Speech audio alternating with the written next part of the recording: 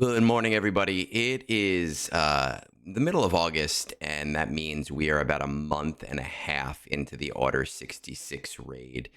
There are a couple important details there. Number one is the fact that we are expecting this raid to go for about a year, right? So that means that we still have about 10 and a half months to go. And for two, the other thing to keep in mind is that CG has signaled to us, they have said, they have come out that the undermans currently available are things that they are not planning to change. And that puts us in a really interesting position. And I have had a lot of Discord conversations with people that I just don't understand the logistics of moving a guild ahead in raid score. And I really want to talk about that today. Now, before we get to the intro, I want to stress that if you are in an end game guild, so if you are in a 600 million guild that's really pushing for the second to last crate or the last crate, you can probably ignore this video, right? This is not for you guys. This is not for me. This is not for my guild. This video is specifically for players in guilds that are trying to leverage what is the right amount of raid push for their members without causing issues in other aspects of the game. Okay, so figuring out, do we do one team? Do we do two teams? Do we do three teams? What point do we stop? When do we focus on TB? When do we start focusing on TW? Never. That's who this video is for. So if you are in that position, great, watch ahead. And if you are not in that position, you are welcome to watch ahead just because you like to stare at my pretty face, or send it to somebody that you think it might help a little bit more. And we'll talk about that right after I go flying through space.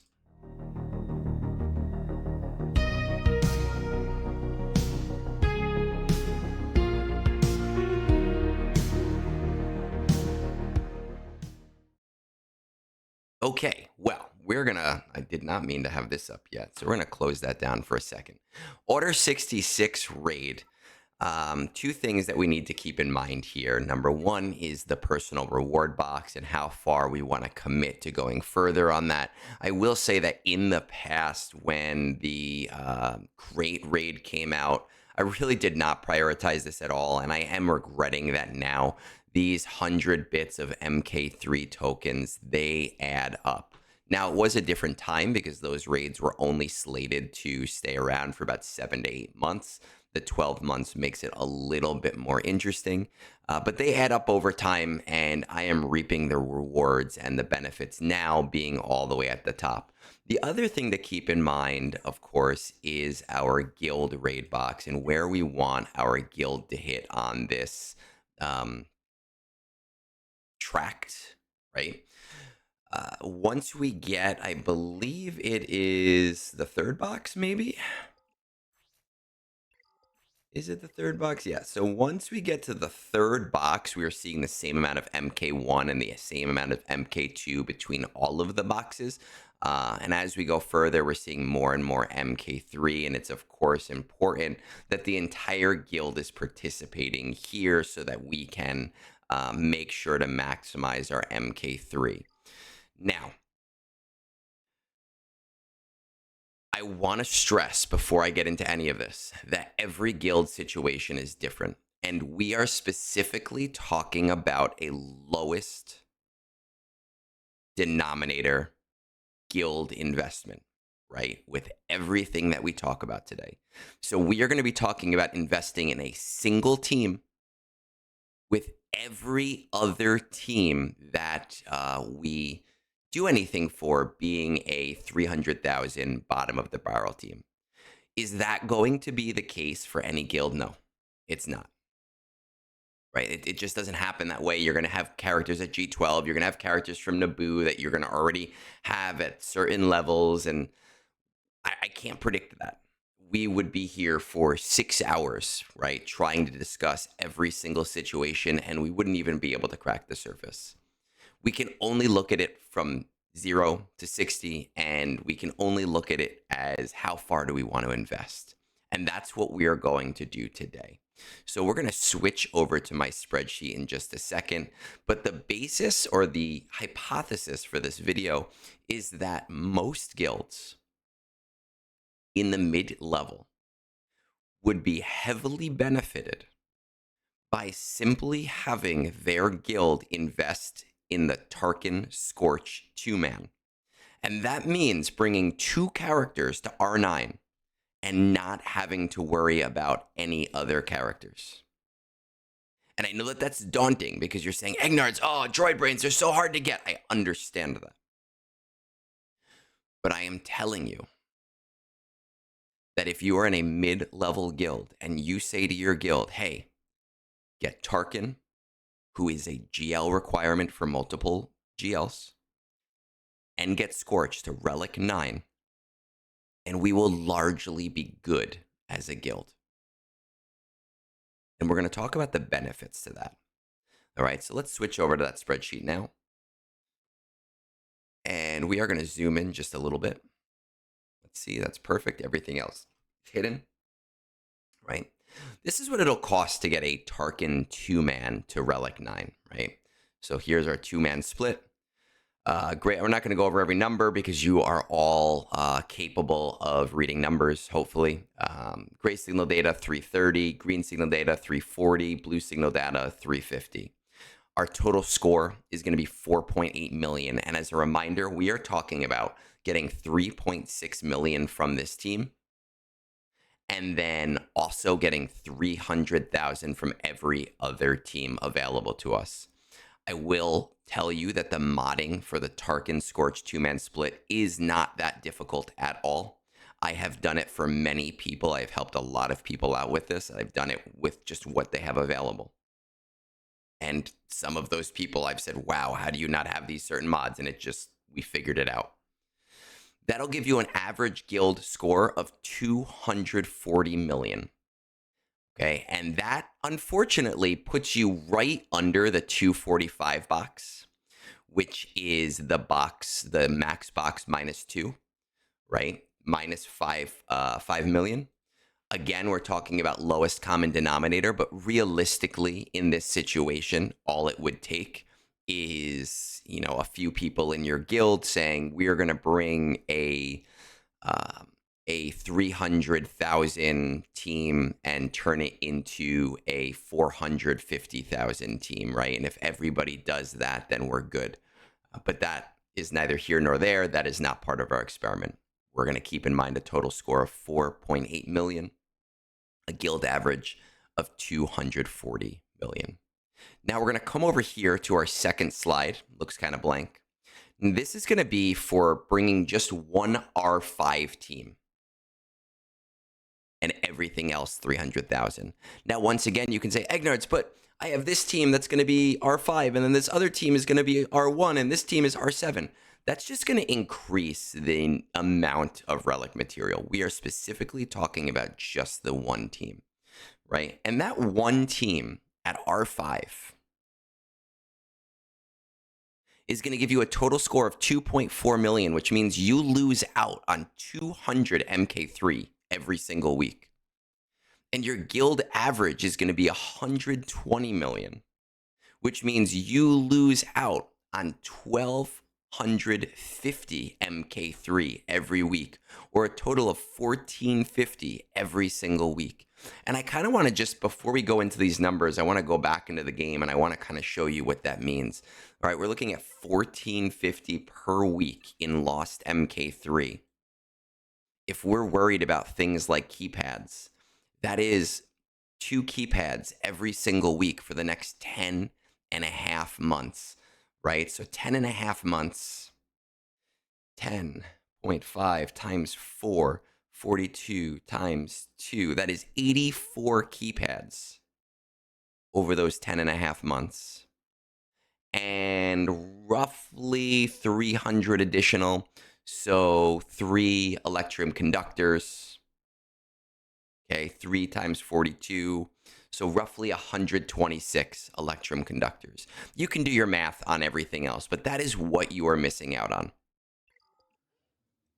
And if we pull this back up, you'll see that getting this one R5 team and missing out on all of those relic materials, you are actually spending 13% more gray signal data, 100% more circuit boards, 81% more bronzium wiring, 25% more chromium transistors to have a much less score. Now, granted, you are spending 5% less signal data, you are spending 80% less blue signal data, and you are spending 50% less iridium heat sinks. And granted, you are not spending at all in any of these top end categories. But again, you are losing out over the course of the entire raid. And if we look, we said 84, right? 84 keypads. For the cost of 40 keypads, we are missing out on doubling that number over the course of the entire raid. That is with one R5 team. Now, if we were to take this number and say, oh, well, I'll just get two R5 teams, right? We are looking at a huge cost jump. A huge cost jump. And if we were to take this total score, we could say 4 times 3. Okay. A huge cost jump, 165 guild average. So this would put this at 0. You are still missing out on 200. No, you are missing out on 100 MK3 at that point. But look at this jump in cost. Okay, bringing that back down, I have one more scenario that I want to show you, which is essentially the R7 scenario, right? So you say, hey, I'm going to bring one team to R7. Now, before I unveil this, I do want to stress and remind you that if you had a solid Luminara team in Naboo, and that Luminara team consisted of Keller and Beck, right? So let's say you did like Keller, Luminara, Keller and Beck, Plo Koon, Kit Fistu is irrelevant here. But if you had those types of characters already at R5, this is going to be a little bit cheaper, obviously. But in order to do this team, you are going to need Keller and Beck. You are going to need Plo Koon. Jocasta New starts at 0 because that is a newer character that did not or was not available in Naboo. You can do it without Jocasta New. It is a much bigger pain in the ass, a much bigger RNG fest. But just the idea that, you know, the cost of this team is going to change depending on what your situation was for Naboo. So we take that one R7 team, all right, and we have that right here. And that's going to give you a total score of 3 million. Again, we're talking about one R7 team and 4 minimum runs. That's going to give you a guild average of 150 million. Now, you're not going to lose out on any guild MK3 per week, because this top box puts you 5 million under the next box. If you make up that 5 million, which should be so significantly easy, you would end up missing on 1250 here, which would mean you would be ending up missing up 2,500 here. Okay, but that's not what's happening. So right now you're missing out on 100 MK3. And look at those cost differentials. Everything is negative here, except when we get to Zimbiddle cards and below. You are spending a ton more signal data. You are spending a ton more relic material at the low end. 150% more chromium, bronzium wiring in circuit boards. 100% chromium transistors, which I see so many people struggling with chromium transistors. So I will tell you, Guild Store. Right? For those of you that do not know this, I'm surprised by how many people do not know this. The MK7 fully crafted weapon techs, you will never need chromium transistors ever again. You're welcome. You are spending 50% more iridium heat sinks and 25% more electrium conductors. And I will stress that I was having this conversation with Fat Phil yesterday about electrium conductors. And I don't know if he fully agrees with me, but I was telling him that is the material that I am consistently the most hurt for at any given time, because of the need from R5 plus and because of how much is needed versus how much is needed for the R8 materials or R9 materials. Look at all of those red numbers. That's awful, right? And you can tell your guild, hey, do this, get a whole team up there. Or you could tell them, because I know the argument is, well, Egnards, the R7 team, you can do it with 4 people. I know, I understand that. You start to see a little bit of green there. You still see a lot of red.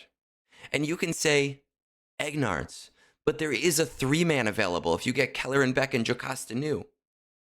You're starting to see some green here. You're still seeing a bunch of red here. And I will tell you that is one of the most infuriating runs in the entire raid community. I have God mods and I've done that 3-man raid. And it is infuriating how much time it takes and how much RNG is involved and how I can spend an hour and a half doing it and still it just doesn't happen. Don't subject people to that. So if you're listening to this video with 10 and a half months left in this raid, my signal to you is if that you are at the lower end of raiding, make a smart decision for your guild. Talk to your guild officers, right? And say to your guild officers, or as guild officers, have this conversation and say, hey, you know what? We have a plan now. Tarkin, everybody already has its 7-star. That's easy. That's one of the first characters you get to 7-star. Scorch, let's prioritize him. Let's have everybody do 2 refreshes on Scorch every day. That's 75 crystals a day over 2 months. Right? And because of error battles, it's not even going to take that full 2 months. It might really take a month to a month and a half. Let's have everybody do that. And some time has already passed. So if you're already farming Scorch, you've already started. And if everybody does that and everybody brings those 2 characters to R9, you are in an amazing position to situate your guild, which right now may be stagnant, which right now may be having trouble proceeding, which right now, you know, may be seeing rewards that are much lower than they are. You will see them start to flourish. And the added bonus here is that if your guild has other projects going right now, so maybe you're working towards unlocking Zeffo, maybe you're working towards unlocking Mandalore, you want to make sure to get more of those Chirotechs for the future, so you're working on certain GLs or certain GL ships for TB, because you will be spending so much less signal data and so much less relic material, you will be able to get yourself back to farming those things so much quicker, right? Your detour for raiding will be significantly reduced and your rewards will be increased. This has been your egg talk for the day. I hope that you found this helpful. Let me know. Peace out. Have a great rest of your day.